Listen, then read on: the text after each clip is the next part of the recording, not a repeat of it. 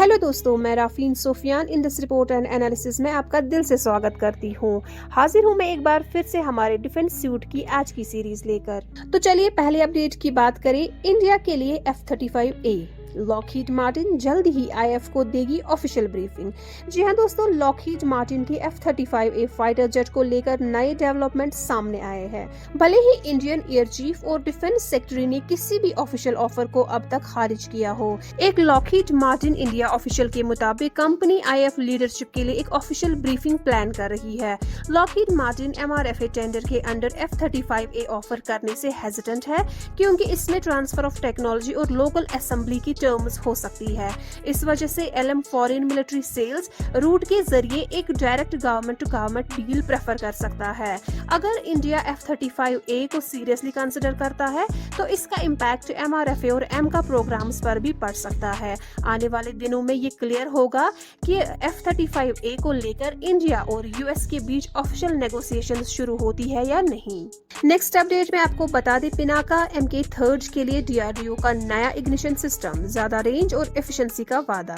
DRDO ने एक नए और एडवांस्ड इजेक्टेबल रॉकेट इग्निशन सिस्टम पर काम शुरू किया है जो Pinaka MK-3 multi barrel rocket launcher यानी MBRL के परफॉर्मेंस को एक नई स्टार पर ले जाने वाला है। ये प्रोजेक्ट DRDO के armament research and development establishment ARDE Pune द्वारा डेवलप किया जा रहा है, जो इंडिया की आर्टिलरी पावर को और भी मजबूत बनाने की कोशिश का एक हिस्सा है। इस नए इग्निशन सिस्टम की एग्जैक्ट डिटेल्स अब तक सामने नहीं आई है, लेकिन इसका मकसद रॉकेट इग्निशन को और भी बेहतर बनाना हो सकता है। इजेक्टेबल डिजाइन होने का मतलब है कि इग्निशन कंपोनेंट लॉन्च के बाद अलग हो सकता है, जो वेट कम करने, फ्यूल एफिशिएंसी बढ़ाने और रेंज या पेलोड कैपेसिटी इंप्रूव करने में मददगार हो सकता है। इसके अलावा ये सिस्टम रॉकेट की हैंडलिंग और स्टोरेज को और भी सेफ बनाने के साथ साथ बैटलफील्ड में रैपिड रीलोडिंग को भी तेजी से अंजाम देने में असिस्टेंट हो सकता है। इंडियन आर्मी के इंटीग्रेटेड रॉकेट फोर्स के सपने को हकीकत बनाने की दिशा में ये एक बड़ा कदम हो सकता है। दोस्तों, नेक्स्ट अपडेट में आपको बता दें, ब्रह्मोस ME के लिए नए 220 kg airborne launcher IAF jets को मिलेगा डेडली अपग्रेड। जी हां दोस्तों, ब्रह्मोस एयरोस्पेस ने एक नए एयरबोर्न लॉन्चर पर काम शुरू किया है जो ब्रह्मोस NG अब ब्रह्मोस ME मिनी एयरबोर्न को इंडियन एयरफोर्स के फाइटर जेट्स के साथ इंटीग्रेट करेगा। ये सिर्फ 220 kg का हल्का लॉन्चर होगा जो Su-30 Mk1 और तेजस Mk1A जैसे जेट्स के लिए डिजाइन किया गया है।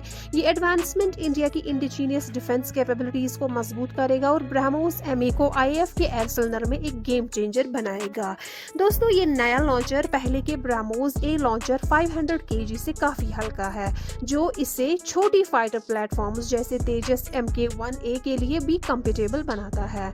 इसके मॉड्यूलर डिजाइन माइरेज 2000, रफेल और फ्यूचर जेट्स जैसे तेजस Mk2 और MK के साथ भी अडेप्टेबिलिटी इंश्योर करता है। ये डेवलपमेंट IAF को एक और स्ट्रैटेजिक एडवांटेज देगा जिसमें ब्रह्मोस MA का वाइड ऑपरेशनल डिप्लॉयमेंट पॉसिबल होगा। दोस्तों, ये थे हमारे आज के डिफेंस सूट के कुछ नए अपडेट्स। राफीन सोफियान को इजाजत दीजिए, मिलते हैं नए वीडियो में कुछ नई इन्फॉर्मेशन के साथ। हमारे साथ जुड़े रहने के लिए आपका धन्यवाद। आपका दिन शुभ रहे।